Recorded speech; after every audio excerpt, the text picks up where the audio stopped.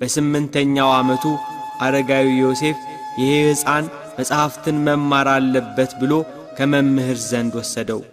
ሕፃኑ ኢየሱስ ክርስቶስ ትምህርት ቤት ገባ። መምህሩ አልፋና ቤጣ በል ብሎ ጌታችንን አዘዘው። ጌታችን ኢየሱስ ክርስቶስ ግን እንደ ሕፃናቱ በል የተባለውን አልደገመም። አልፋ ማለት ትርጉሙ ምንድነው ንገረኝ ብሎ መምህሩን መልሶ ጠየቀው።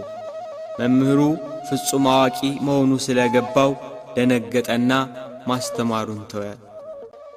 በሌላ ጊዜ መምህሩ ሲጽፍ ጌታችን ኢየሱስ ክርስቶስ ቀዩንና ጥቁሩን ቀለም ወስዶ ደባለቀበት።